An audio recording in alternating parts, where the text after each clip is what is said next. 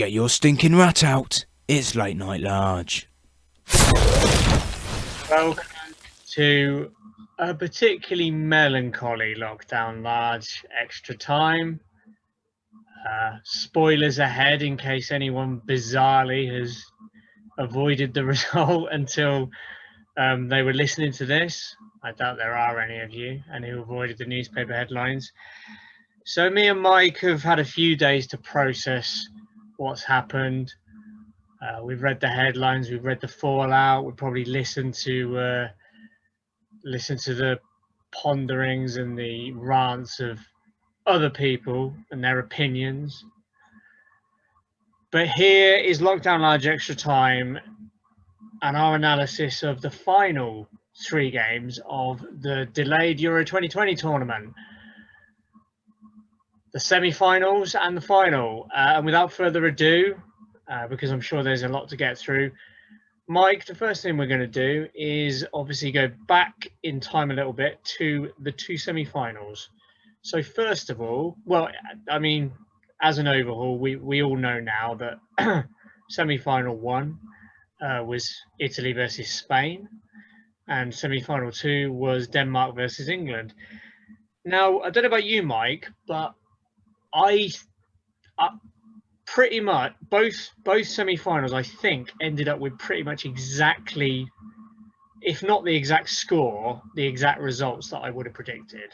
I don't know about you, but before those games were played, if you'd have asked me, gun to my head, right, who's going to win and in what manner, I'd have said Italy will go for on penalties against Spain. England will probably go to extra time and either penalties or hopefully will win it in extra time. And obviously that happened. I don't know about you. Yeah, no, I wasn't surprised by either of the results or particularly how the games went. No, I think most people could have probably seen it coming. Yeah, I think the general gist was, I mean, in case I forget to say it later, I have to say, I thought this was a really interesting tournament because I don't know if you agree with this, but I think the best 4 teams in the tournament were in the semi-finals, and I think they all finished in the order they deserved to finish. I don't know if you agree with that. So the order would be Denmark 4th, Spain 3rd. You know, what do you think?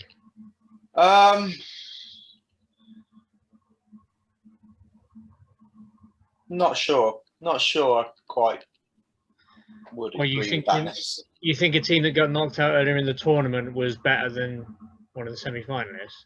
Well, I mean, obviously not, because they didn't get as far, did they?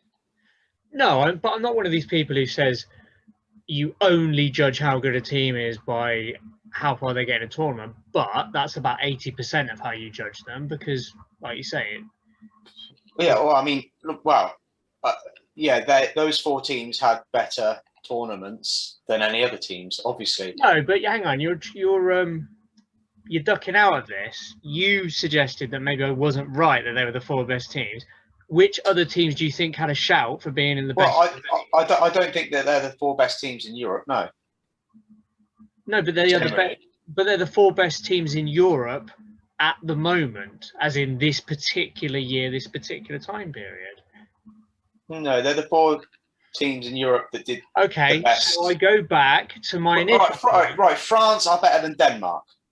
Okay, finally we got there. Finally. So you think maybe France would have replaced Denmark then as one of the best 4 teams? France are better than Denmark. I think Belgium are better than Denmark. Do you honestly think Belgium are? Because I was hugely disappointed with Belgium. Yeah, well, in this tournament, as was I. No, I was disappointed with them. I think they had a fantastic World Cup, but I was disappointed in them in Euro 2016 as well.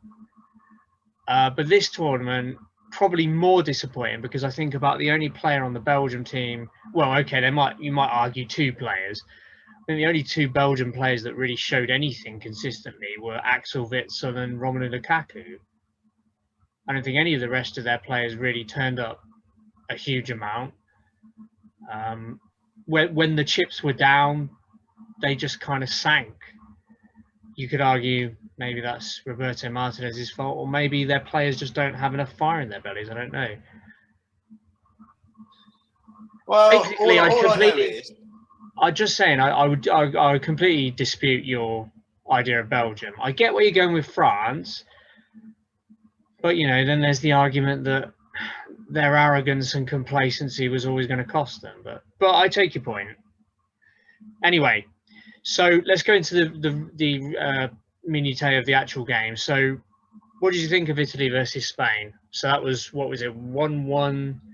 Was it 1-1 in normal time, and then no more goals and penalty? Yeah. Well, 1-1 in normal time. Was it Italy went ahead, didn't they? And then towards the back end of the game, I think Spain equalised, weren't it? Yeah, I think it was. Morata came on. Came on and equalised. Morata scored a very nice little goal, little 1-2 around the box, and So, I mean, he probably silenced some critics. I mean, obviously, he didn't start the game, which for me was annoying because he was in my team. But well, I don't know why though, because he's been shite. I don't know why either. Well, he's been shite. I think he's shite anyway. But I think it was a case of I had 3 forwards, so I came Lukaku and Morata, but at that stage in the tournament.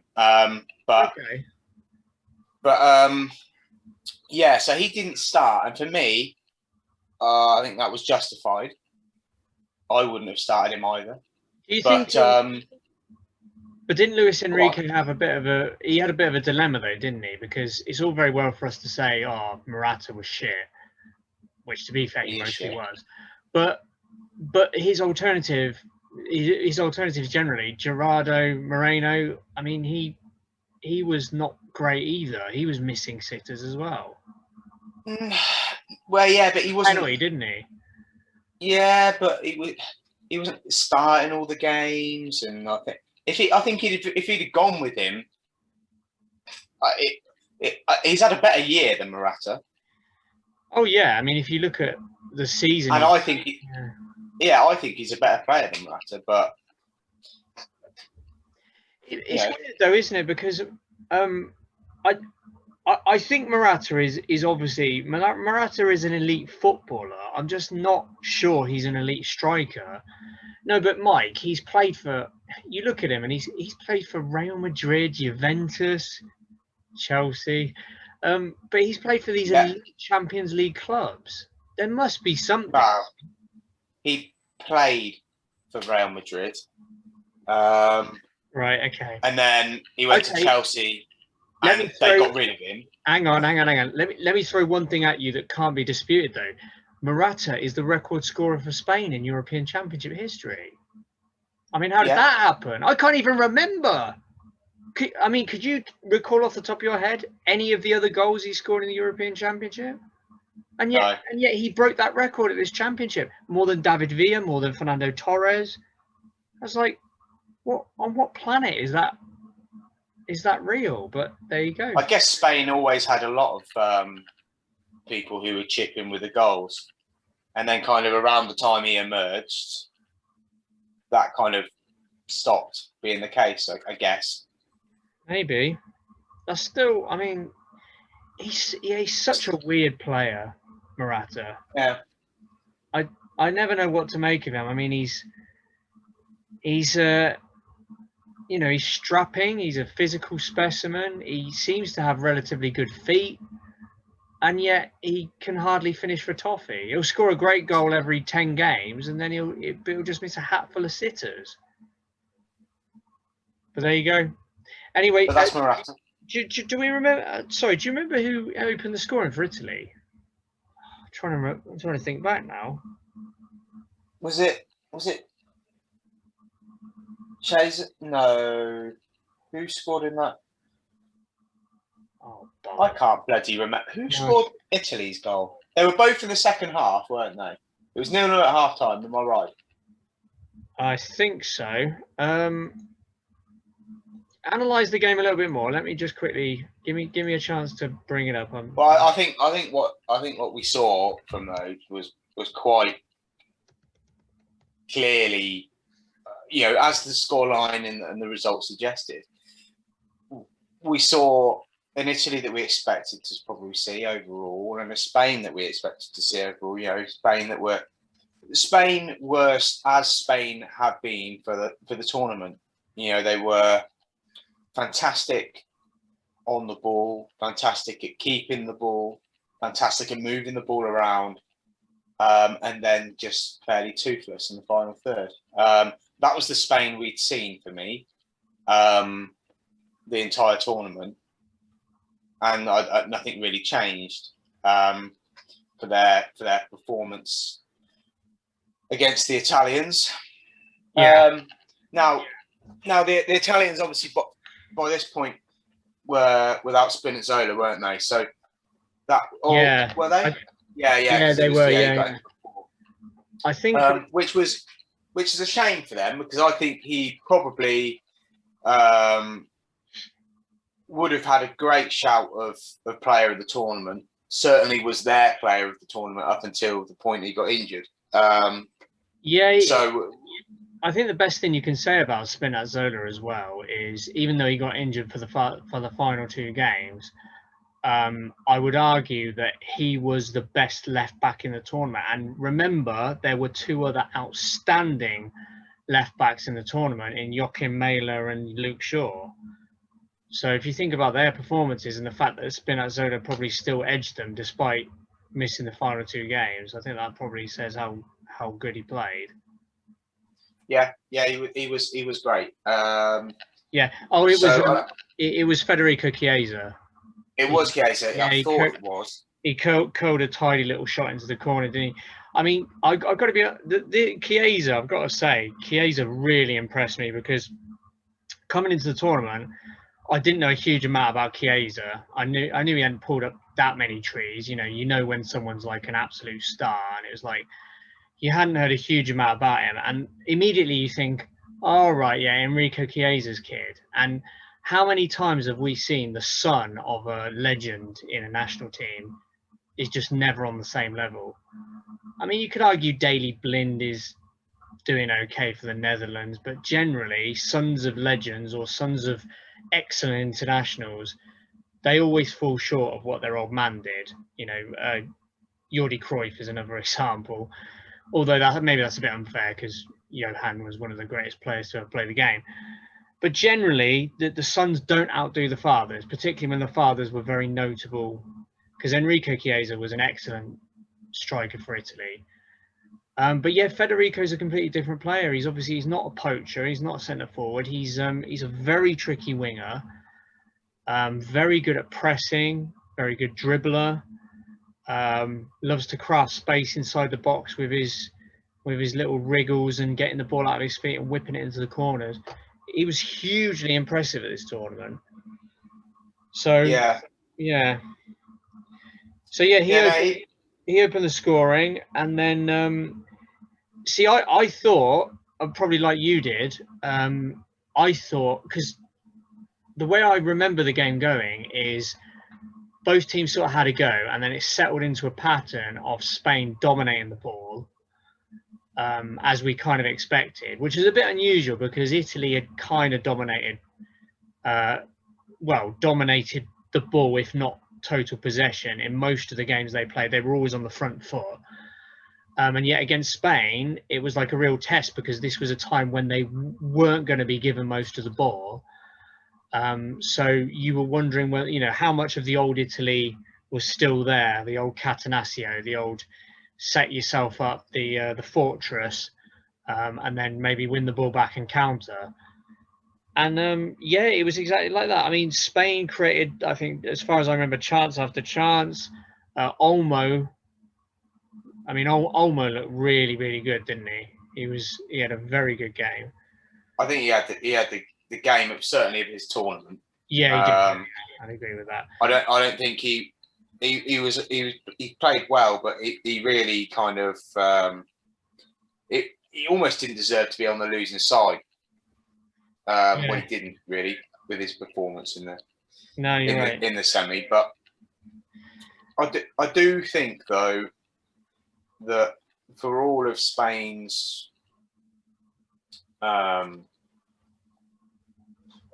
dominance, I suppose, if you want to look at it, certainly if you look at it possession wise, that would suggest that was the case.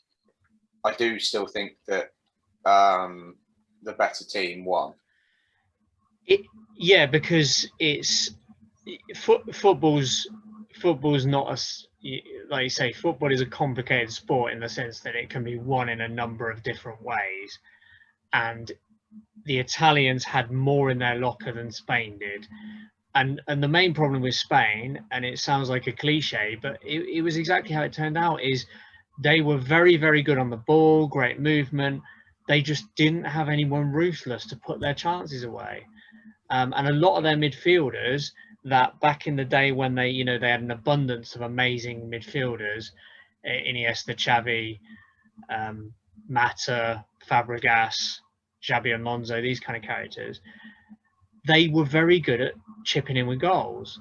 Whereas the current Spain midfield, there's a lot, there's some great prospects, Pedri and Olmo, for instance, but they're not nearly clinical or ruthless enough. So they were relying on Morata, who, like we said, fluffed chance after chance, other than, he expertly took a couple of goals, but in reality, he probably should have come away from the tournament with a golden boot with the amount of chances he was presented with.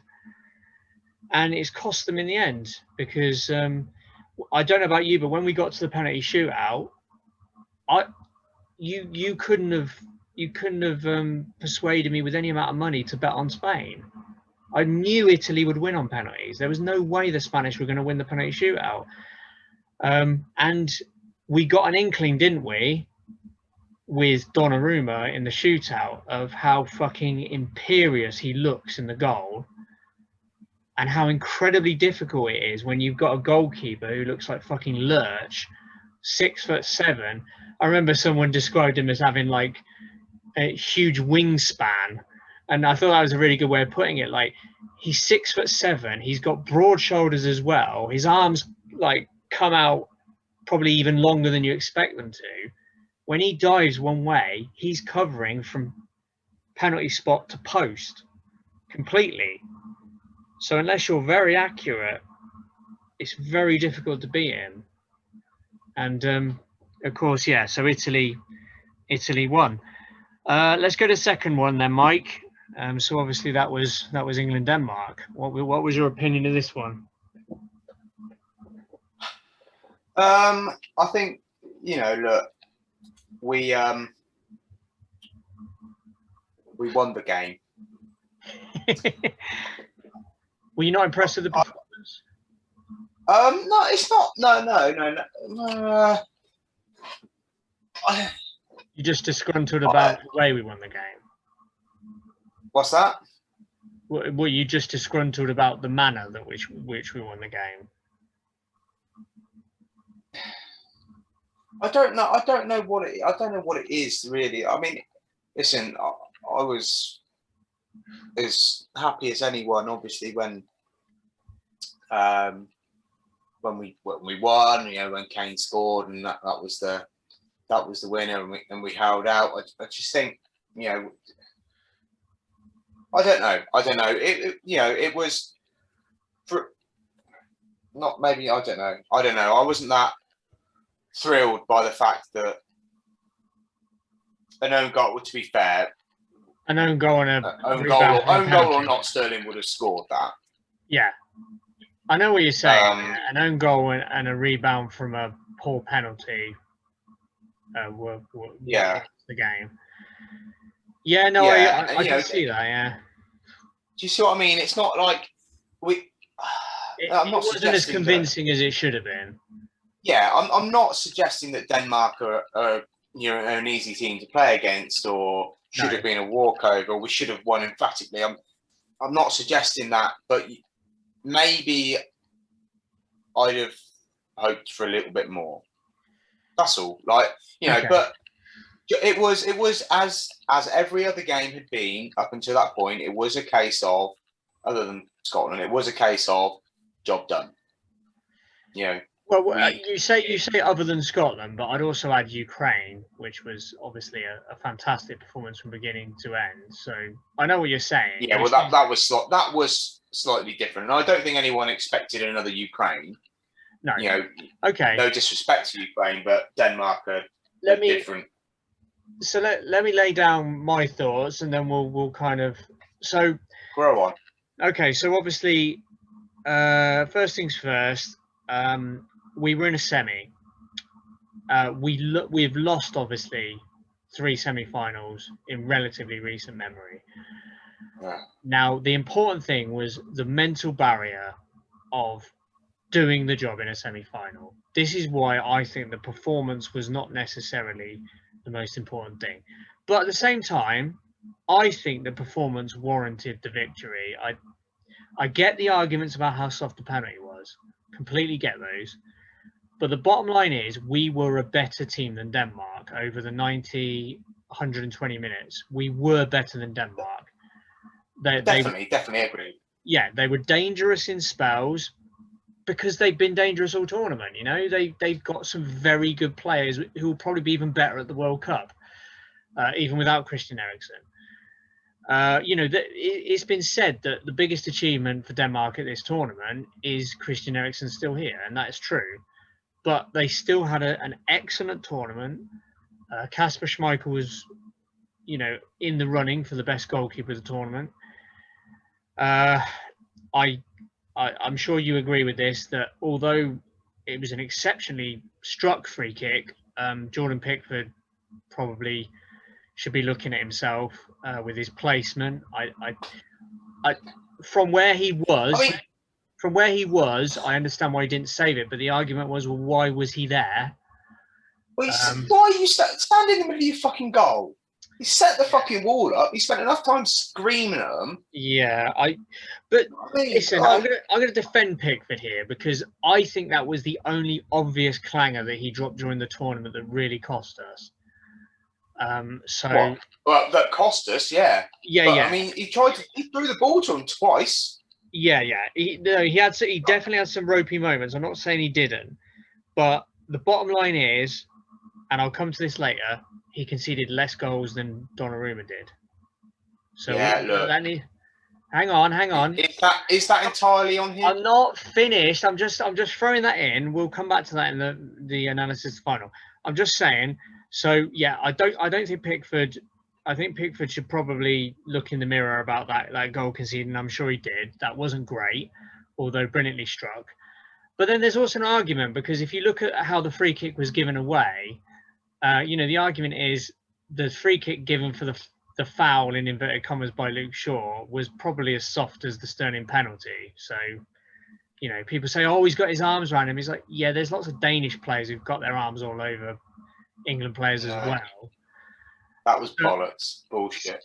Yeah, so anyway, Denmark take the lead. And then, this was it's the perfect thing, wasn't it? Because what everyone kept saying about us, the naysayers, was, well, it's all very well. Yeah, you haven't conceded a goal, but how are England going to react when they face adversity? Well, the answer was we stepped it up. And Saka, who's been mostly a breakout star at this tournament, brilliant ball inside, brilliant through ball from Kane. Saka bursts along the line, plays an impossible ball across the box. I mean, impossible for Simon Kjær, who was marking Sterling and was forced to put it in his own net. Now, that wasn't ideal because Simon Kjær was in my fantasy team, but England were back in the game within, 5 minutes? So the response to going behind, it was really important to get back in the game before half-time to kill any chance of Denmark, sort of strangling the game. So we got straight back in the game. Great stuff. Then I thought we mostly dominated passages of play. The frustrating thing, like you say, is of all the kind of chances we created and things like this, why were we not more ruthless? Why weren't we more direct at times? And then obviously we had to rely on the Sterling penalty. Was it soft? Yes. Did he dive? No, he just went down easy. And I mean, how many other players have done that? I heard people going, oh, you can't criticize anyone else for diving. It's like, we can't have it both ways. Either we criticise obvious diving, which includes our own players, which we have done before, but we also need to accept that there is such a thing as gamesmanship, where you exaggerate things and do not so, underhand tactics sometimes to get what you want. Bottom line is, Sterling broke between players. Neither defender touched the ball. Sterling went down, maybe a little bit of soft. And then, Kane fucked the penalty up, but importantly put the rebound away. And there we go. Shit penalty. It was the worst penalty I've seen him take for a while. But the important thing was he made up for it. And it was a reflection of his performance. He wasn't great. And his performance is. It was disappointing, wasn't it? Because he got the goal against Germany. That was where he got his first goal, right? And then, he looked like he was going to run riot against Ukraine. You thought, fuck, we're on for a good one now. And then it was like, oh, okay, he's just reverted to back how he was at the beginning of the tournament. I mean, as we're about to discuss, he was almost anonymous again in the final. So there we go. Denmark were dispatched. Obviously, there were a few things that were not ideal from our own idiotic fans booing the anthem again. Someone's trying to shine a laser into Kasper Schmeichel's eyes. The reason I bring those up is not just for conversational points, but because the UEFA are actually, I think they've charged England for failing to control those incidents. So well done, you fucking idiots. And now we come to the final, Mike. First England final in 55 years. How were you feeling in the lead up to this? What was your thinking about how it was going to go? I suspected for some time that if we were to make it to the final, that it would be against Italy. And I hadn't too much. I know I said, "Oh, it's coming home" and all this shit. But I tried not to build it up too much. But I was always prepared for, even before, for long before the final itself, that if we were to get there, that it was likely to be against the Italians. And at various times in the tournament, I felt better or worse about that. In the immediate kind of run up to the final, so the semis were done, fates were sealed, we knew for sure. I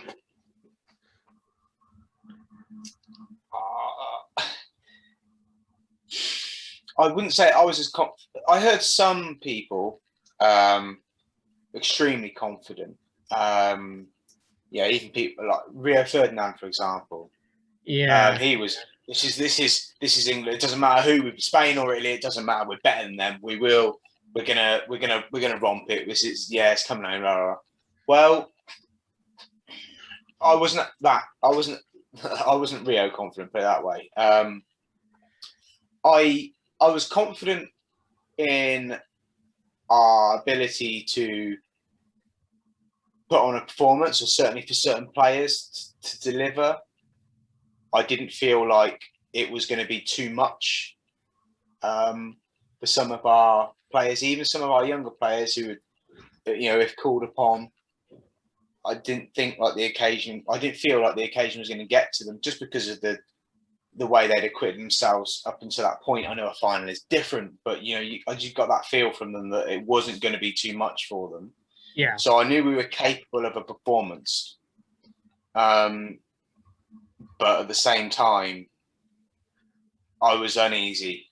I was very uneasy when it was confirmed. It would be England against the Italians, and I wouldn't say feared, but suspected it might be if we got there. I wasn't confident. The Italians, we know what the Italians are about. We've spoken about every single other game that the Italians have played so far. So we know exactly what, even before the tournament, we know what Italy are. We know that they didn't change. you know, they have changed slightly. They've got slightly better, slightly worse, and they've different players over the years. But Italy are Italy, and that's, you know, like Spain have a brand of football that they play. Italy are no different. They have a, you know what you're going to get from Italy, and I wasn't at ease with that. I think I don't think I was. You say that, confident. Mike. I'm sorry, you say that, but do you not think Mancini completely subverted people's ideas of what Italy were? I mean, Well, yeah. Well, what you're alluding to there, I think, is the spell that they had pre-Mancini, where they almost lost their way.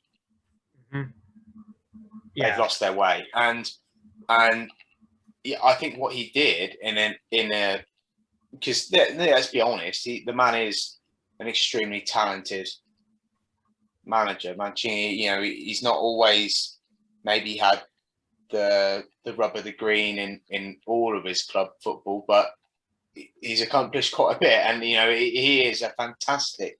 He's a top kind of genius level manager. He is. There's no two ways about it. And what he's achieved with Italy is, he has, with new set, or reasonably, I'd say new set of players. He hasn't got a completely new set of players. Bonucci and Cellini have been around since dinosaurs, I think. But he has re-established them, and they are now what we always knew they should be, and what they were, and what they have been for since Mancini. Ridiculous amount of games that they've played without losing. Okay, and that is, I do believe that is Mancini's influence. Yes. Yeah. Don't take away from the players, obviously. Okay, hang on. Wait, Mike. We'll come back to Mancini because I was specifically going to talk about him. So. Okay, well, you brought him up. Yeah. Yes, Mike. Anyway, so you were uneasy, which I think that probably reflected my feeling as well. When I sat down. By the way, where did you watch it? Did you watch it with friends or a pub? Yeah. Watch it with friends. Yeah. Okay. Yeah, similar. I watched in a pub garden in Oxford. Somebody asked me. They said, "Oh, how are you feeling about the final?" And I said, "I've got to be honest. At the moment, I'm probably 70-30 Italy in terms of who I think is most likely to win. If you'd have asked me again, gun to the head, how are they going to win? I would have said penalties. I did think that was the most likely outcome. Basically, because I think we performed very, very well. And I think we were capable of at least holding them to a draw. I wasn't confident, though, that we could definitely beat them, because this is Italy. Italy are a team you do not roll over. You've never been able to roll Italy over, like you say. And they've shown different sides of themselves during this tournament. Mancini... Anyway, yeah, we'll come back to Mancini. But so the game starts, Mike. So the game, I mean, the lineups are pretty much what we expect. Was it 3-4-3? Both matched up with 3-4-3, was it? Sorry, just remind me. Wow. Do you remember? You call it 3. Well, no, they had 4-3-3. They played. Was it a flat back 4 they were playing? Yeah. Okay. Interesting. Okay, so we begin the game. Wow, it was as flat back 4 as a flat back 4 Italian team gets. One full back will go, the other comes in, they have that 3, but yeah, fluid kind of flat back 4. So we kick the game off, Mike, and we're all very excited, and we're all like, this England team, there's so much potential. Hopefully we can get some more of the Ukraine kind of performance. And suddenly, within the first minute or minute and a half, Luke Shaw plays a very good sort of pass out wide, makes a good run. People are getting excited. It goes to Kieran Trippier. He looks like he's going to play it down the line, and then he kind of fakes, and then just as Luke Shaw's arriving at the back post, Trippier decides to play a deep cross over the back of the Italians, and it's almost like the Italians were still asleep. He plays a great deep cross to the back post, and then fucking Luke Shaw just runs onto it and just buries a beautifully struck little half volley. It is almost the perfect goal because it caught the Italians cold, which is exactly what you need to do, because the one thing Italians are generally not known for is having their pants down. They normally know exactly where they're supposed to be and when. It looked like they were still getting themselves organised. So Luke Shaw bundles in at the back post, and then he strikes it so crisply and with no notice that Donnarumma, who, like I say, covers so much of the goal, had no chance at all. And it looked like they'd been slapped around the face with a wet fish. They were just like, what the hell has just happened? And do you know what? For the next 20 or so minutes, that was some of the best. That was probably the best period I've ever had as an England fan. I don't know about you. Watching that first 20 or so minutes, I remember there was a period when we were playing the ball around, working another opening. And I remember there was a period where some Italian players were flying into challenges and we were just sidestepping them. And I was like, I remember looking across at one of the people I was watching with, going, I can't believe this is happening. We're dominating Italy, like not only the best team in the tournament, but Italy, one of the best teams that ever played the game. They're top ranking team, and we're playing the ball around and we're opening them up. And of course, you know, it was a dream. It was too good to last. And then after that sort of 20 minutes, it got a bit more fragmented. By the time we got to about 35 minutes, I was just like, right, we need to calm it down, just sit out till half time. And we were kind of clinging on a little bit towards the end of the first half.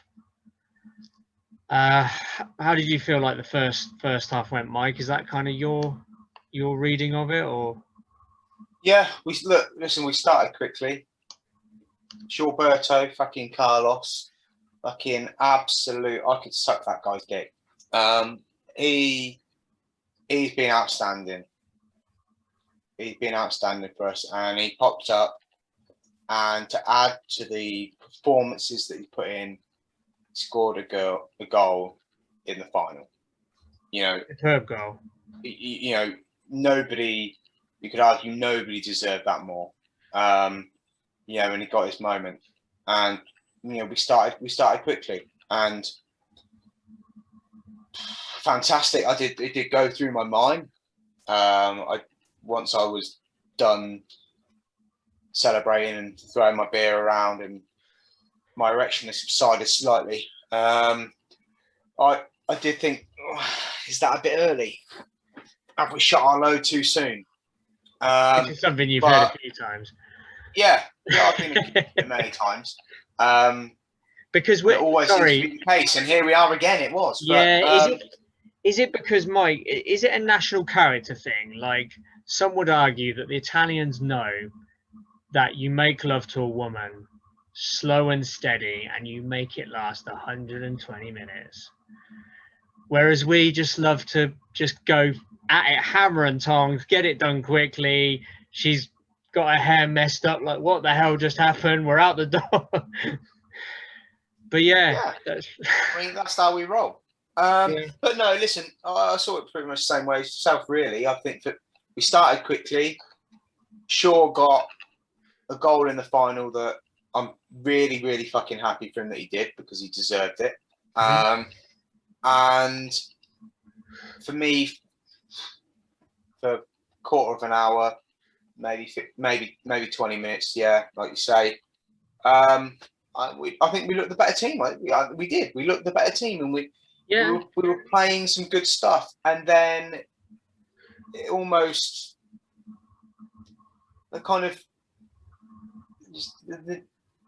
we just looked negative after that. And you don't take anything away from Italy, right? Because the game did turn, didn't it? So, you know, let's not pretend we weren't playing against an absolutely fucking fantastic team with fantastic players with a fantastic manager. So it wasn't, the game didn't just turn because we decided to sit on our goal. No. Because we haven't for a quarter of an hour, but it very much felt like that after that.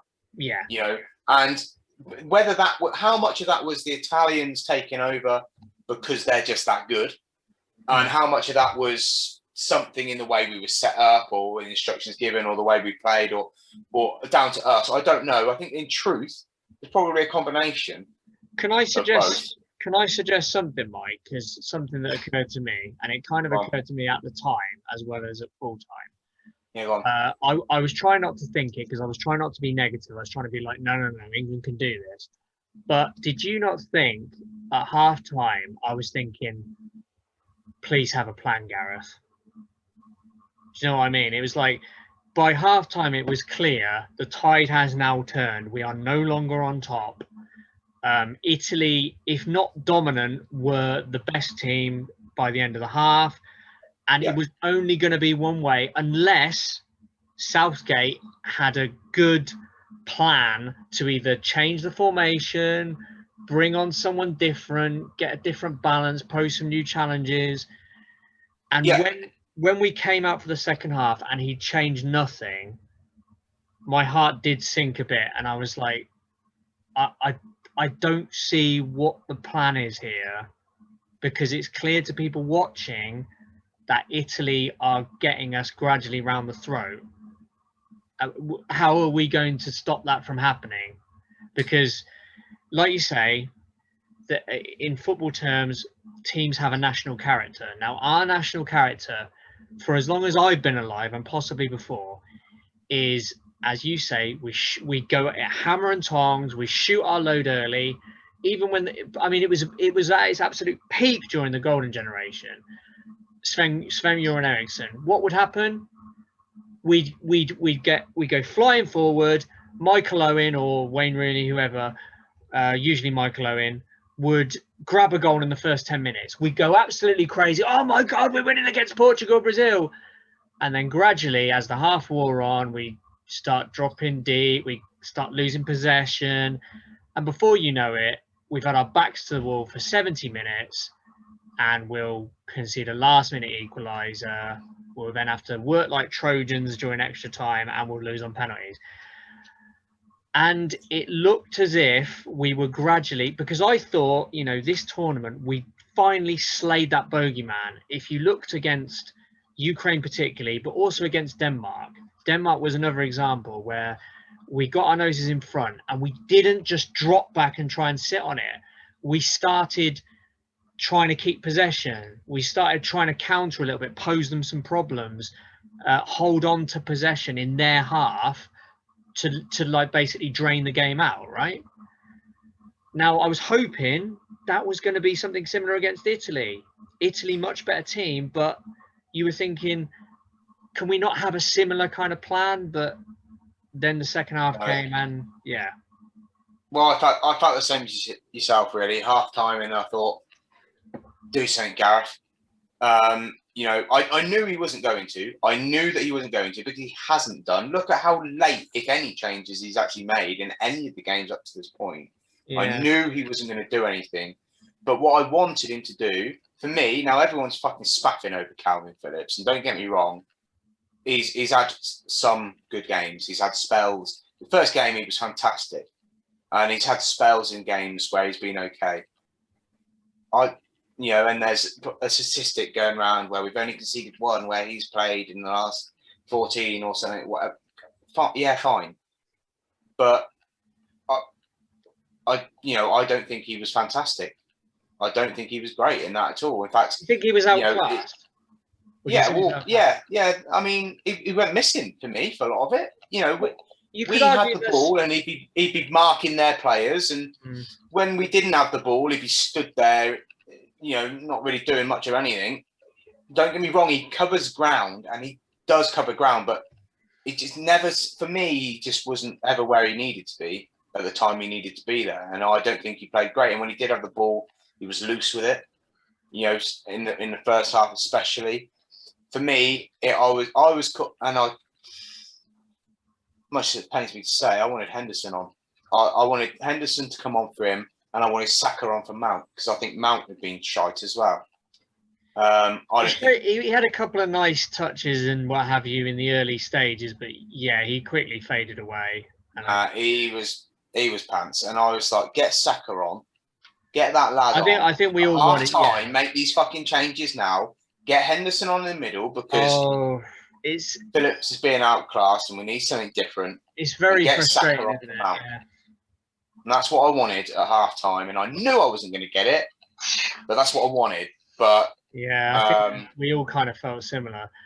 Because the argument is that didn't Mancini throw on a couple of early subs in the second half?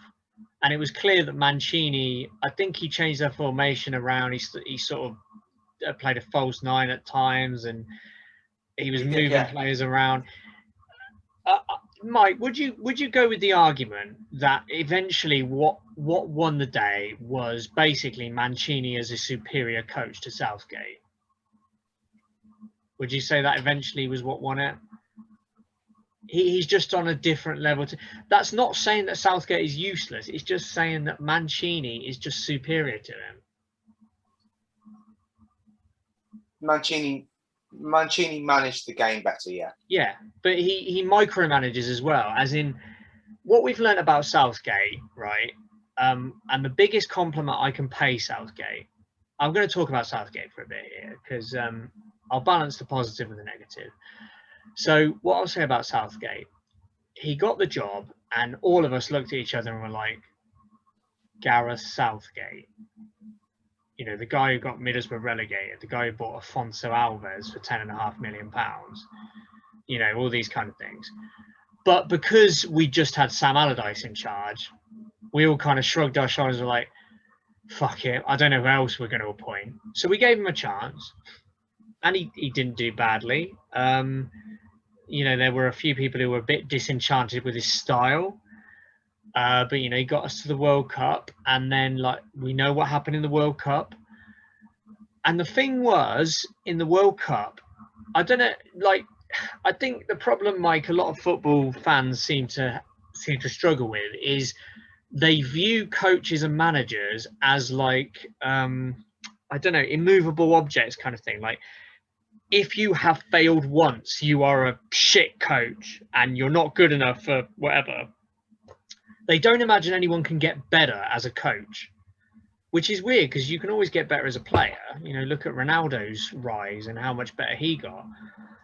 So if you work at something, you can get better and better and better at it. And why not a coach? Now, I don't know if you'll disagree with this, but Southgate is better as a coach than he was in 2018. You can tell because in 2018 we got to a semi-final. We took the lead early. And then we did the usual thing of losing control, losing impetus in the game. Croatia started to dominate us and gradually we sunk further and further back. And inevitably we ended up conceding the goals that lost us the game. And we all said to Southgate, we said, thanks for getting us to semis, but this is exactly what we always expect of England.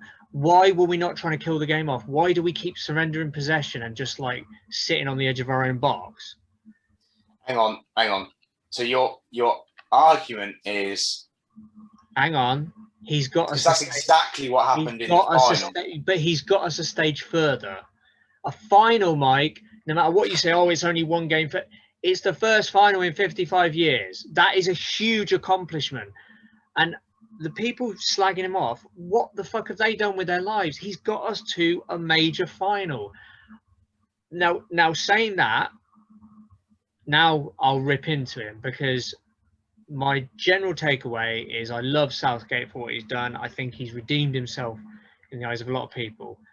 And when I slag him off for this one game, I do not mean he's a terrible coach or I want him sacked. I'm just saying I hope he learned his lessons from this one game, which is what we've discussed already, which is, again, it was the same failing. Us as fans saw us degenerate during the first half, and it was clear that Italy had got a grip on the game. He had to make a change, at least one change at half time.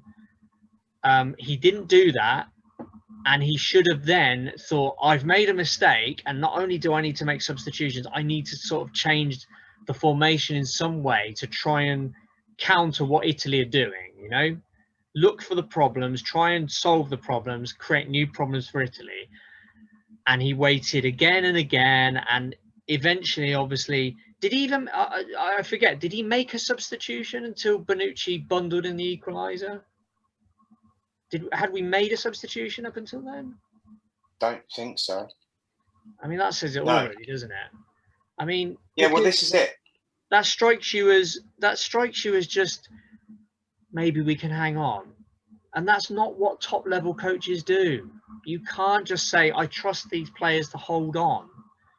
Your job as a coach is not only to pick the best team, it's to firefight during games. That's what Mancini sees his job as. He was going berserk at his team in the first 20 minutes because he hated seeing that their team was being dominated. And he took it upon himself to look at every way to resolve that issue. And he made changes and he switched formation and he got on top of the problem. And eventually they worked a solution. Yes, the players we had were good enough and they worked tirelessly to get us a result, as in taking it to penalties. But Southgate had so much attacking talent on the bench. He had, like you say, Jordan Henderson. I'm not his biggest fan, but I think he would have been very good sitting in the middle, just getting control of the midfield, like looking at what was happening, pointing to get players exactly where they needed to be. He's been there so many times. He could have seen the dangers and rearranged the team to where they needed to be. As good as Calvin Phillips has been, like you say, he's not got the experience. Henderson has. He's played in Champions League finals, etc., etc. I was amazed it took so long to bring him on. You know, we got to the end of the game. Again, quite lucky to have only gone in level. Although, can I just say as well, Mike, I thought Pickford was really unlucky. I thought Pickford had a great final. And he made a superb save leading up to Bonucci's equaliser. And he's very unlucky it came back off the post. Because if it didn't come off the post, that would have been a superb save. And I'm not sure why you're making that face, Mike. Is it because you don't like Jordan Pickford? Because no, I just think he's got a fucking limp wrist. He needed to put that around the post. I don't know. I think his reflex. The fact that he got to it was good. So good save. Yeah, but yeah. If he's got a stronger wrist, that goes around the post. I just think the reflexes for him to get anything on it were. Anyway, yeah, okay, great reflexes, good save, but it should have gone around the post. Anyway, so Bonucci bundles in the equaliser. By the way, a word on Bonucci, by the way. I don't know about you. He got man of the match, didn't he? He was fucking imperious during the game. I don't know if you noticed, but before the game, when they were doing the national anthems, I started laughing at Bonucci because it showed him during the national anthem. Did you see this? Where he sang the national anthem like he was chanting the hacker at an opponent. He was shouting it with like a frown on his face, like a real like warrior battle cry. And I was like, what the fuck is he doing? But then he played like that as well. It was like he was going to battle. And then obviously when he bundled in the equaliser and then when they won, he does that, runs up to the camera and shouts, "It's coming to Rome," which I thought was quite funny. But yeah, Bonucci was an absolute tower of strength. Chiellini, he did what was required, didn't he? Classic meme-worthy foul he did on Bukayo Saka, where he's like he's his mum, trying to grab him out from leaving the house before he's cleaned his room, grabs him by the scruff of the neck and pulls him over. Did you think that could have been a red card, by the way? When Saka danced round him and he just yanked him back by the scruff of his neck? Yeah. Yeah, because I know that there was a lot of pitch left, but he was the last man, and that was really fucking cynical. That fucking scummy, greasy Jorginho to me sent off as well. I thought Jorginho was borderline red. I think he's very lucky because he stamped into that tackle. Yes, he stamped at the ball, but he was still showing his studs, and it was only because he was showing his studs on the ball that it slipped and went into Jack Grealish. So I thought both of them were borderline red cards, and either one of those could have been sent off. So let's not beat around the bush. The Italians employed all the dark arts that they're famous for. They were not angels in getting the result over the line. So yeah, so then we come to penalties, Mike, and the result that we all kind of expected after England decided to abandon trying to win the game. Harry Kane, I can hardly remember him touching the ball in the second half, just when we needed him to step up again. So I don't know. Shite. So we get to penalties. I think, but the first ones were both scored, weren't they? So forget who scored the Italians' first one. Don't know if it's Locatelli or forget who scored the first Italian. But then Harry Kane sticks our first one away, and then Jordan Pickford saves the Italian second penalty. How were you feeling, by the way, at that moment? Because at that moment, it's like it really could be coming home. We could be leading in the shootout, but we were leading because Harry Maguire stuck a brilliant penalty away. Yeah. So obviously I was fucking pumped. I was excited, but people around me were going a bit more fucking mental to the point where it was actually I actually said, right, sit the fuck down. It's one penalty. Yeah. So that took something away from me. Like, they were literally fucking celebrating. Like, next penalty's coming up to be taken. They're still celebrating. I'm like, you celebrate, you're celebrating like we just won the fucking cup. I was like, now, yes, it was a good save. Cheer but sit the fuck down, because like that's one penalty each now. Do you know what I mean? Or one penalty rather, one penalty. So, do you know what I got from it though, Mike? Was we saw from the Spanish game, Donnarumma is a fucking monster of a goalkeeper. Now, I have to admit, before this tournament, I always used to think that Donnarumma was a bit overrated, mainly because, well, he's just been stuck at Milan, and Milan have done nothing.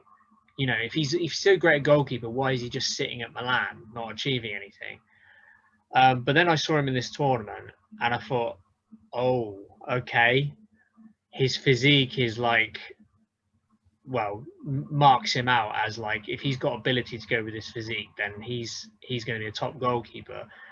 And yeah, so it proved on penalties, because not only is he huge, he's actually good at getting across his goal. In other words, you have to basically either send him the wrong way or put it above him or really rocket it in to stand a chance of beating him.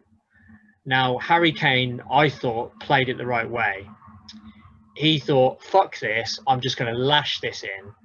And Donnarumma did go the right way, but because Harry Kane lashed it right in the corner, he couldn't reach it. And I thought, that's a lesson, we need to do that. And then, of course, Maguire, who a lot of people were quite nervous about, obviously being a centre-back, scores another peach of a penalty. And you're like, oh, okay. We've kind of got this. We know how to beat Donnarumma. Pickford saves. We're 2-1 up. And it's like, at that time, I was not thinking we've won this. I was thinking so many opportunities for us to miss. But, you know, let's keep our heads. Maybe we can do it. So then Maguire scores. Then Italy score their next one, unfortunately. And up steps Marcus Rashford. Mike, I'm just going to say my opinion. Yours might differ. I mean, obviously, we both love Marcus Rashford, king among men. He steps up, right? And I remember thinking, when he was doing his run-up, I remember thinking, he's trying to send Donnarumma the wrong way here, isn't he? He hasn't necessarily chosen a side. He's just trying to shift Donnarumma to one side and then put it the other. And I thought he did it really well. And unfortunately, probably because he was paying so much attention on trying to throw Donnarumma, he's just cut across it too much and thumped the post. Would you argue that that was the moment we lost the shootout? Because if Rashford kisses the post and goes in, we are in big time in the driving seat. As soon as he misses it, we're halfway through the shootout and we've lost our advantage. I don't know. What do you think? It's probably harsh. I'm not putting any personal blame on him. I just mean, you know, to me, that was the crucial penalty. Well, every penalty you miss is a crucial penalty, isn't it? Like, first penalty is a crucial penalty. Psychologically, that was the crucial penalty to me. Psychologically, if Kane had missed his first penalty, does Maguire do that on his second? So, you know, okay. So no penalty is play the every penalty is important. Well, yeah, no penalty is a good penalty to miss, but I don't think it should have been. If it was, lost. What I'm saying, Mike, is there's obviously a psychological effect of a penalty. If a player who's about to step up sees the last player miss their penalty, there is a psychological boost that, you know, if I miss, it's not the end of the world, but if I fucking score, we're back in this. Do you know what I mean? Yeah, it's not going to make a huge difference, but it does give you that edge. Yeah, like I said, if it was the turning point, it shouldn't have been. Okay, and then then obviously we had the next Italian penalty was scored as well. Sorry, I forget who scores them. And then obviously Jadon Sancho. I've got to be honest, with a keeper like Donnarumma, particularly because it looked like he was favouring his left-hand side. If you're right-footed particularly, I thought for Jadon Sancho, I thought it was a silly idea to go that way. I thought he should just try to absolutely smash it into the opposite corner, but there you go. And then the only thing that came good out of the penalty shootout was Jorginho, because, like you say, he possibly should have been red carded. I think he is a superb penalty taker because he has kind of changed people's, you know, he's almost changed the way penalties are taken, in the fact that he literally shapes his foot at the very last minute when he sees what the goalkeeper's going to do. So it's very difficult for goalkeepers unless they've made their mind up beforehand. And I thought that was the best penalty save of the tournament when Pickford pushed it onto the post, particularly since he dived so late. So I thought, fucking hell, Jordan, you could be the hero here. And then obviously we had Saka. So we've lost the penalty shootout, which me and you probably expected to happen. This is what I'm going to say, Mike. I know I'm not the only person to say this. In fact, a lot of people have said this, but I thought at the time, I thought that is incredibly risky, bringing on Sancho and Rashford in the very last minute of extra time. Do you think it's a good idea for players who've had no touches of the ball, basically, and who haven't warmed their muscles up even, have got very little adrenaline pumping through them, that they're literally just brought on to take a penalty in that kind of pressure atmosphere? Would you have done that? Do you think that's a good strategy? Well, firstly, hindsight's a wonderful thing, isn't it? But I don't think I perhaps would have. Well, actually, would I have brought them on and asked them to take penalties? Possibly. But if I was going to do that, I'd have brought them on before 2 minutes before the end of the game. So you say the hindsight thing, Mike. I'm saying, aside from what happened, do you think it would have been a good idea to bring on players to have no action and just go straight into a penalty shootout? No, I don't think that is a good idea. I mean, you'd hope they fucking warmed up properly before they came on for a start. But yeah. You know, then they've got 2 minutes of running around and they're standing around waiting again, fucking for penalties and stuff. So yeah, they're not warm. They're fresh. You could argue, you know, on the other side, you could say, well, they haven't got tired legs. You know, they're not gonna.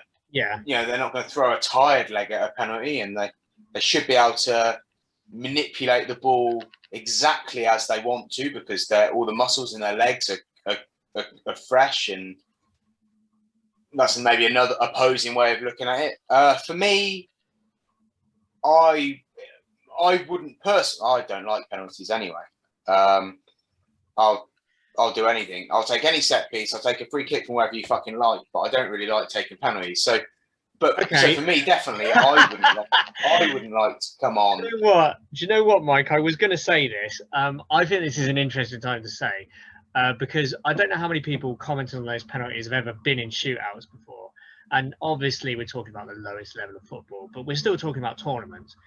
How many shootouts have you been involved in? Do you remember? A number. Yeah. Have you ever volunteered to take one of the first penalties, or were you just drafted into? Come on. How many have you missed, Mike? No. Listen, I've been a bit of a bottle job as far as that's concerned. I don't mind saying it. Okay. Yeah, I don't. I think maybe I've volunteered once, maybe for a penalty. I don't even think it was in a shootout. Did you take part in the shootout? I think you took part in the shootout that we had. Do you remember that season? I know the shootout you're thinking about, and there was me and Mike discussed this before. Yeah, me and Mike have taken part in the same shootout once. Wow, there were 2 people and only 2 people on our side that didn't take a penalty that day. Really? And I was one of them. Oh. The other was Matty Gibbs. There you go. Yeah. Oh, right. Okay. So the 2 bottle jobs. All right. Possibly. And I remember people. I remember people saying, Shaggy and Jace Timms, whatever else, walking up for penalties. And I remember people saying, with the team we had, what the fuck are you 2 not taking a penalty for?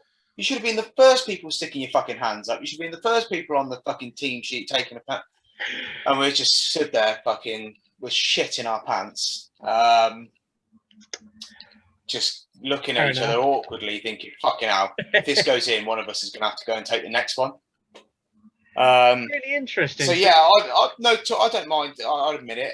I'll hold my hands up. As far as that kind of stuff's concerned, I'm notoriously a bottle job. Fair enough. Well, no, I was just going to say, because I think it's useful, because like I say, if you criticise them and you've never taken part in a shootout, I don't know, I'd kind of be less likely to take their opinion seriously.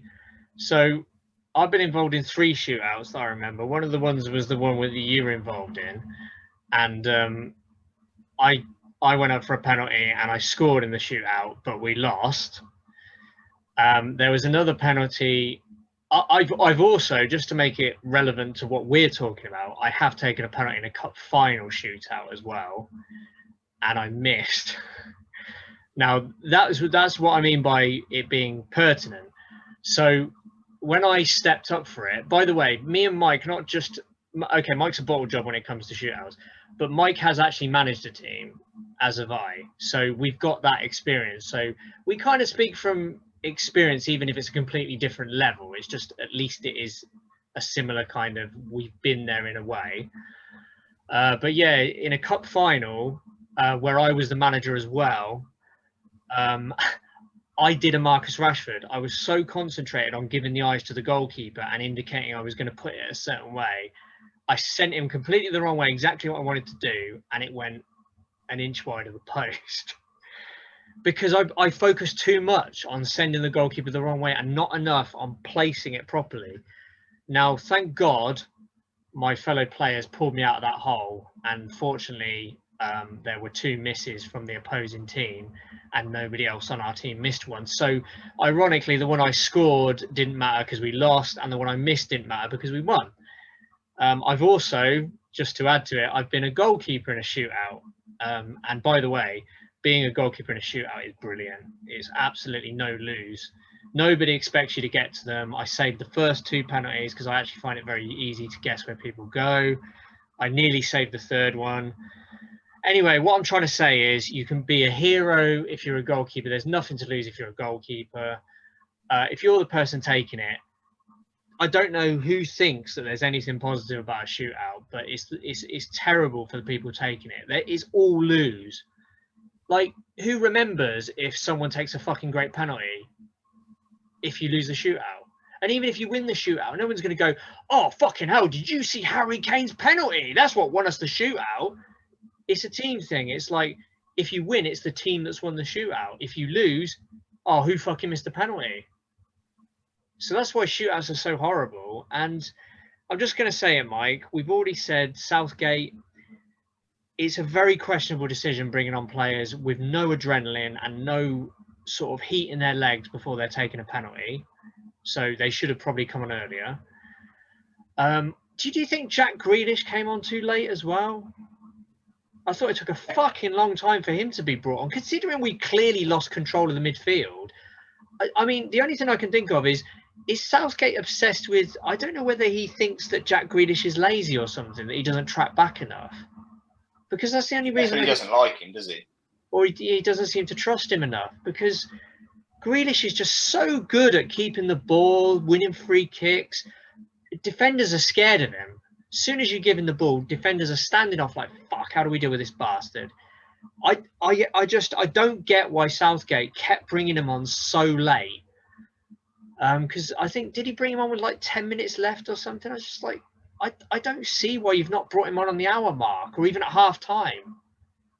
But, and of course, Mike, the biggest questionable decision, and I've heard both sides of this, and I've heard Gareth Southgate speak up for it. My opinion is very strong, and I don't know whether yours is the same. What the fuck is he doing putting a 19-year-old kid taking the decisive penalty? Now, I'm completely opposed to that. I think it's a silly idea. But I don't know. What do you think? Would you have put Saka take... Not... I don't mean, oh, he shouldn't take a penalty at all. He's too young. It's don't put him on the decisive penalty. That's all it is. Yeah. I don't think that I would have done that, no. Now, Southgate has come out, hasn't he? And he said, listen, the decisions were mine and mine alone. Yeah. I decided who took penalties and I decided when they took them. Fair play, maybe that is the case, or maybe he's just trying to take the heat off some of the players and respect to him if that is the case. What I would say is, and again, I'm not just looking back and saying, wow, with hindsight and saying, yeah, he missed, so now I wouldn't have done it. I don't think I would have. I don't think I would have asked him to take. No, if he'd have scored, I'd have still thought it was a wrong decision. I don't think he should be taking the 5th penalty. Well, it's hard to say that if he scores, isn't it? But because it's justified. They know something we don't. But we don't know how confident he was either. They might have been in that huddle and Southgate's looked over his way and he said, Gaffer, give me a fucking pen. I want a pen. I'll take any pen. Give me a pen. You don't know. All right, but I'd be very surprised given that he's 19. Yeah. He hasn't actually been on the pitch as long as everyone else. Did you think that he looked very, very nervous stepping up to his penalty? I don't think he looked nervous. I wouldn't say he looked... I don't know. I think that's just how he looks when he plays. Yeah, you might be right. But I wouldn't have asked him. I wouldn't have asked him to take it. He doesn't take penalties either. He's never taken a fucking senior penalty. No. So why? Sancho doesn't take penalties either. No. There must be something. Yeah. No doubt. It must be training. It must be training, mustn't it? Yeah. They must have no doubt they've taken penalties in training. And I have no doubt that Sancho and Saka, because Rashford does take pens, but I have no doubt that Sancho and Saka on the training ground could spank a penalty any fucking pick a square. They're very technically gifted players. They could smash them in. They're laughing. They're probably the best ones there. No worries. Maybe Kane aside. So, but it's very different. Yeah. So, I mean, I'm just saying, for argument's sake, Mike, if you're the coach and you look at the 5th penalty, now this is my argument. You get people going, oh, Saka probably said he wanted to take it. He's been great in training. If he'd have scored, you'd have said nothing. But the thing is, it's not up to us to decide if he scores. You as a coach, you have to think about everything. And one of the things you should think about is the consequences of missing. Now, I would argue, put Jack Grealish on as 5th penalty taker, because if he misses, and I'm not saying he definitely wouldn't have missed, if he misses or is saved, Grealish will fucking shrug it off. He'll be devastated, obviously. but he's a big boy. He's a confident guy. He's 20. What is he? 25? Is he 25 now? Something like that. So he's not young. He's not that young anymore. So he can take it on his shoulders. I really don't understand why you would put a 19-year-old taking it when you have someone like Grealish.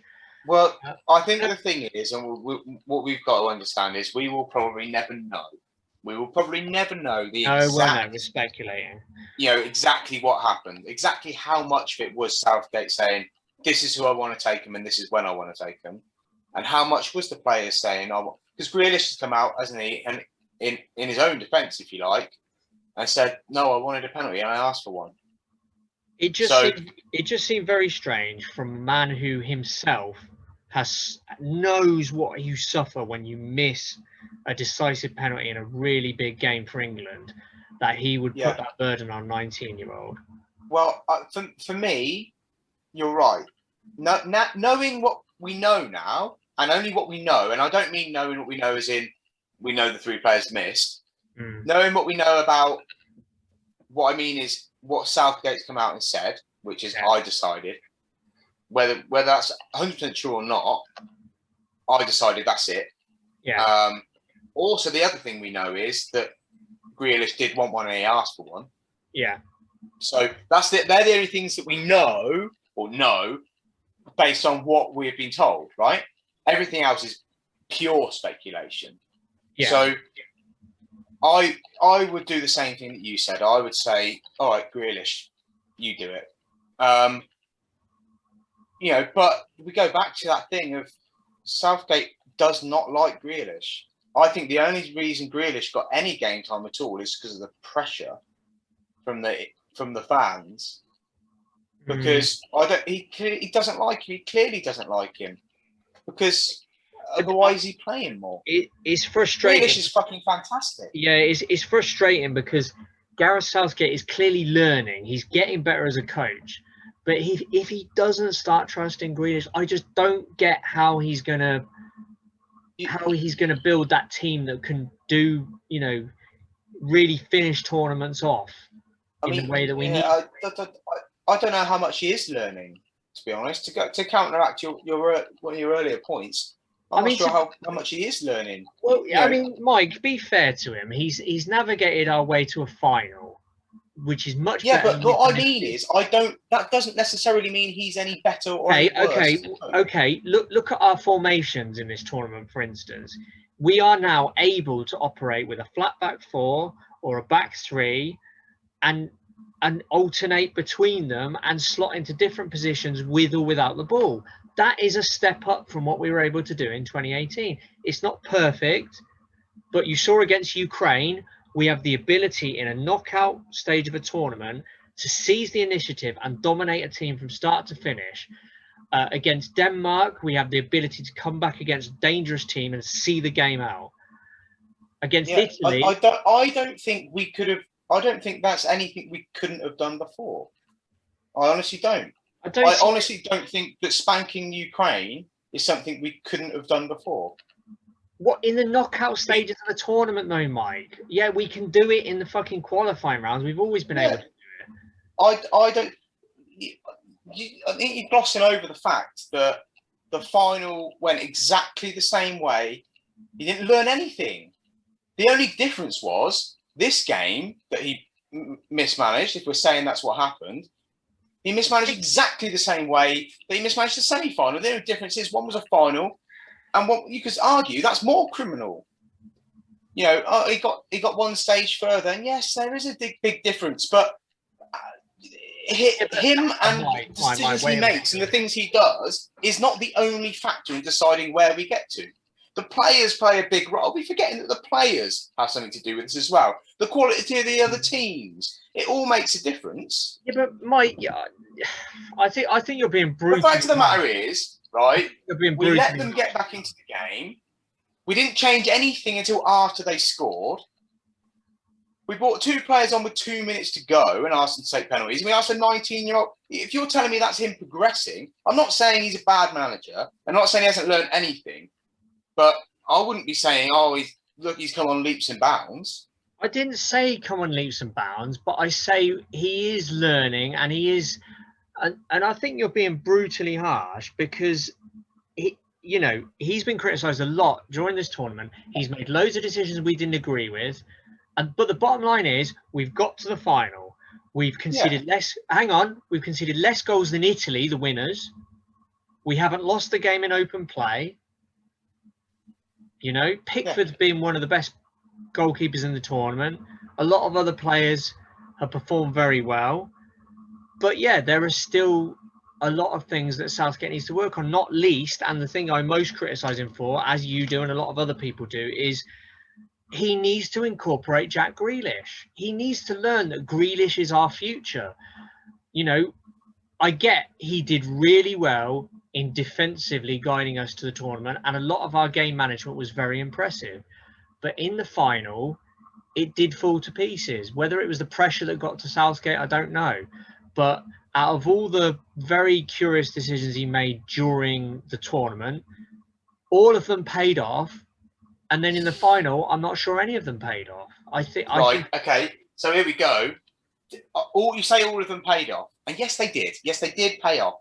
But did we win those games because of his decisions or despite his decisions? Because the only game, and I take Ukraine out of this, right? I take Ukraine out of this. It was a completely different game to anything. Yes, it was knockout. But it was a different game to anything else we played or anything else we had to do, right? It was a rout. We fucked them. We bent them over and we sodomized them, right? So I take that out of it. The only game I think where tactically I think, do you know what, Southgate? Fucking hats off to you. Was against the Germans. Yeah. I think he made a good tactical decision before the game, and I don't think the game management during the game was atrocious.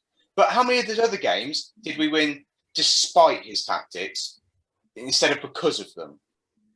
You can't say if we'd have played a different way, we wouldn't have won those games. But you're saying you're doing what you accuse me of doing, which is talking in hindsight, because you're just saying what any manager could have gotten us to that stage. Then any other manager. That's not what I said.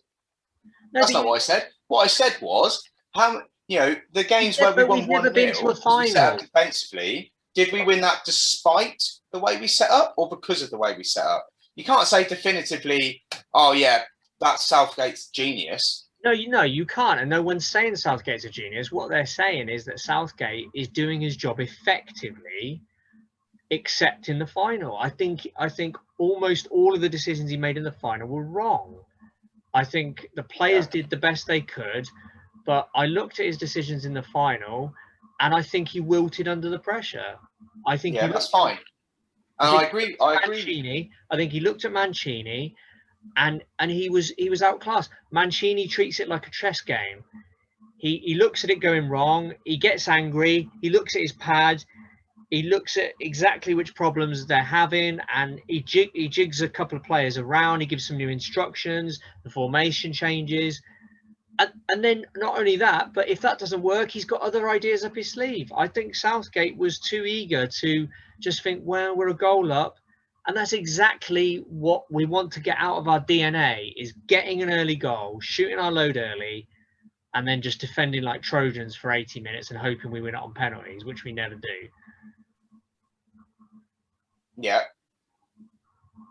I'm not sure what we decided there. Anyway, the bottom line is... I made a point and you tried to counter it by saying something that we both completely agree with.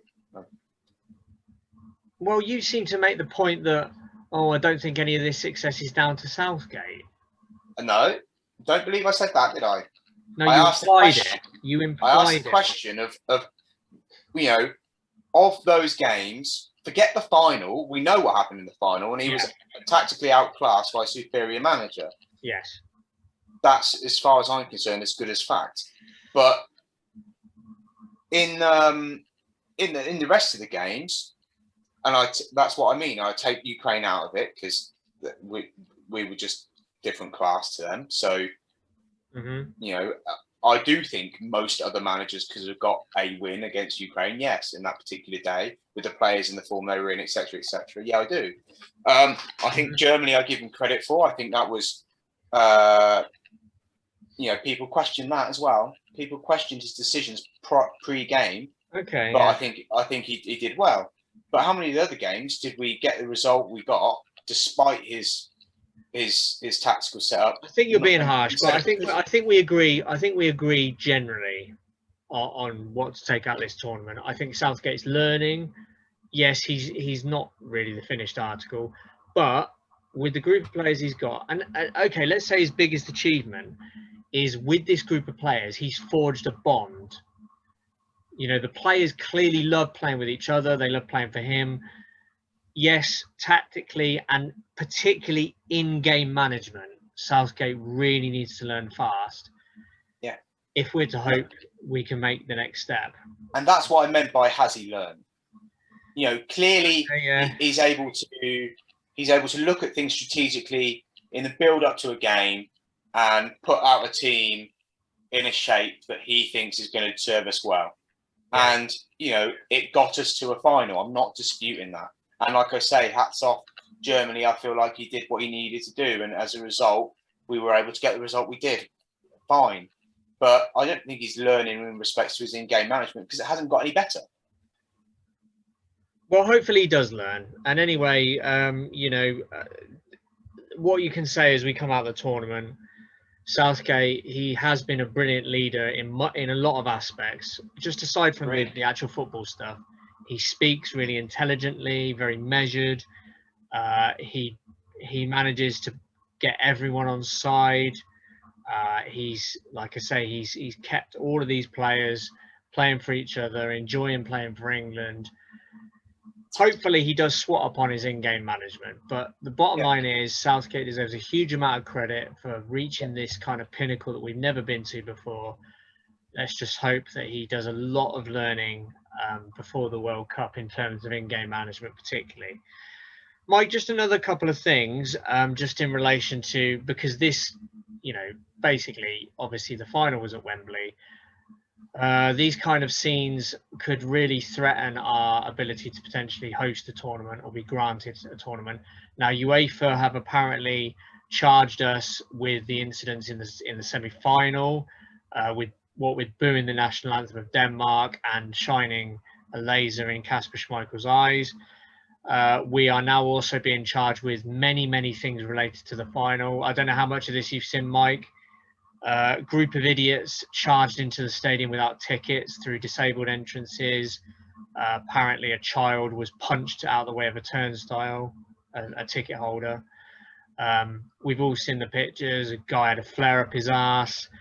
There were guys windmilling on top of cars, like pissing everywhere. I think areas of London absolutely caked in rubbish, damage to cars, damage to property. There's a lot of criticism, justified criticism for the Metropolitan Police. Like, how is it a fucking unexpected occurrence that 60,000 people at a major European final, there could potentially be stadium breaches? Like, how is that not something you expect and plan for? But the Met have come out, like, washing their hands. I think we did very well and the stewarding was adequate. And yeah, there's just some really unsavory stories, and basically the baboons have kind of disgraced the country again. Do we take anything out of this, Mike, or is it just a case of this is why we can't have nice things? I think it is, yeah. I don't think there's anything for us necessarily to take out of it, so anything good.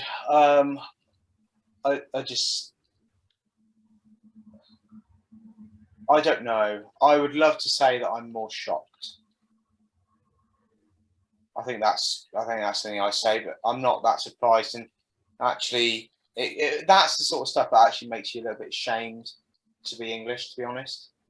Oh, definitely, yeah. I mean, by the way, this isn't anything new, because do you remember in France '98 there was rioting in was it Marseille, and police had to use water cannons. We've always had these fucking cretins who follow England abroad and just make complete tits of themselves. They're just there to stir up trouble and act like I say, baboons. Obviously the racist abuse, as expected, unfortunately. But, I mean, just a quick word on that. So I think a lot of people who've been particularly emboldened clearly by the current leadership in this country took note of the fact that all the players who missed penalties were black players. Obviously, there was the expected social media bollocks. And I just got anyone who's, obviously there's a lot of just trolls who set up fake accounts just because they love upsetting people. But Mike, there have been investigations into some of these because not a lot of people trust social media companies to do the right thing. And I've heard that activists have actually tracked down some of these people who've posted these things, found their social media accounts, found out where they've worked, and screenshotted the messages to their employers. And out of the, do you agree with that? First of all, do you think that's a fair way of dealing with it? I think personally, if it's me, I think just take them out of the street or into a field and shoot them somewhere, to be honest. Okay, but one of the investigations, Mike, they found out like some of the jobs of the people who were found guilty, and there were lecturers, engineers, estate agents, which isn't a surprise, 5 serving police officers. These are the people who are going on social media and posting racist abuse because players miss penalties. Anyway, a quick message to anyone who legitimately did post any kind of racist or other abuse at those players. Have you ever had the minerals to step up and take a penalty where you know that you could potentially lose your country a major final? No, you fucking haven't, because you're probably all gutless wonders who've never done anything with any pressure attached to it. So maybe just stay out of football entirely if you don't get that you have to have balls the size of fucking Wembley to be able to put your hand up and say, I'll fucking take a penalty. Well, do you know what? I think you're right. I think you're absolutely right. And actually, just to, I mean, we should probably end it here. But I do have just kind of a perhaps kind of a summary or a kind of a thought to leave people on, or just kind of a summary of some of what we've discussed and our thoughts on it. So perhaps we go out on it. Go on. See what you think. Over to Mike. Yeah. So for me, I think firstly, so all things considered, right? Firstly, the various fouls and general shithouse behaviour of the Italians in the final. Okay, it was to be expected. They're the masters of these sorts of things. Mm-hmm. And whether we like it or not, it's part of the game that so many of us love. None of us would have had a problem with such things, although I don't condone what they did, if England were getting away with it. So we should take a step back and not look to use this as an excuse, as some have. So you've seen the memes, and it's not an excuse. And here's why. Because secondly, we should have taken the game away from Italy. We've both said this. Why did we sit back up to 20 minutes? We should have taken the game away from Italy before any of it mattered. With such an abundance of young, exciting, attacking talent, and we should, I'm aware that hindsight's a wonderful thing, but have taken the game to them for more than just the first 15 or so minutes. We should have killed the game off. Now, this is not to say that Italy didn't play their part in stopping us do that. They have some fantastically talented players in their ranks, but I believe that we had the players to do the job. To be clear, Gareth Southgate deserves more respect than his haters give him. He has, after all, achieved something that many, many managers for many years have failed to do. And some of those with equally exciting groups of players or squads. That being said, I don't subscribe to the theory seemingly put forward from those on the other side of the argument who share the opinion that Southgate is some kind of tactical mastermind for achieving what he did. I do believe that some of the games we were able to get the results we did because of Gareth's approach and tactics. I do. And unfortunately, others in spite of his obvious defensive outlook to the game. And obviously we're talking maybe mostly we can both agree at least on the final in that respect. However, wherever you sit on the above, and far more importantly, we sit here today not just discussing the Italians fouling our players or the tactics of our manager, but talking about vile and disgusting behaviour of some of the lowest that society has to offer. Sick, racist abuse, which is rather embarrassingly, as we both said as well, not hard to believe. Abuse that some of our national heroes, and they are, have had to endure. And for what? Missing a penalty. Now, I'm sure any of them would give anything to go back and do again. But nobody will be more upset about than themselves, including a 19-year-old boy, man, because he's much more of a man than the Muppets that are abusing him. Let's get that straight.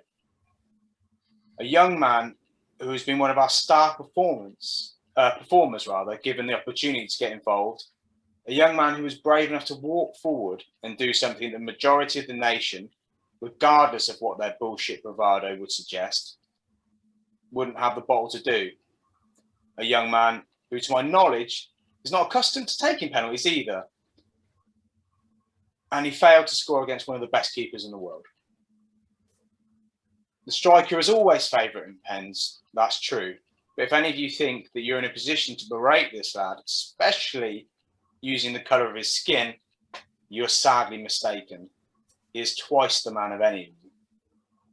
Quite what goes through the heads of these primitive and quite obviously intellectually challenged people is almost beyond comprehension. And I can tell you all with a staggering degree of confidence that not one of those vile excuses for humans has even a fraction of the intelligence or the bravery of Bukayo Saka, the natural ability or the drive of Jadon Sancho, and certainly none of them have the humility or the passion of Marcus Rashford. Not one of these scum not one of the scum would abuse these poor lads as an ounce of the talent of these brave young men. So I'm sad about the result of the final, and I'll probably question various tactical decisions made for quite some time. I wish that we could have seen more of Jack Grealish, a lad who is without doubt one of the most gifted and effective players we've seen in years. I wish we had taken the game to Italy rather than waiting for them to score before trying to kick into gear. I wish a number of other things had gone differently, but mostly I'm incredibly proud of the fantastic group of players and of the entire squad, a squad that would be nothing without the amazing, talented young black men that we should consider ourselves lucky to cheer for and to idolise. Marcus, Jadon, Bukayo, thank you for having the bravery to step up when others couldn't or wouldn't. Thank you for the hard work and commitment, your hard work and commitment to our glorious team and to our country. And crucially, please know that the mindless and pathetic few that would abuse you do not represent the thoughts and opinions of the rest of us. You did us proud, and we are eternally grateful. Very nice, Mike. I don't think anything else needs to be said then. This has been On Extra that note, Time. We will make sure you subscribe, by the way. But this has been Extra Time, and we will see you next time.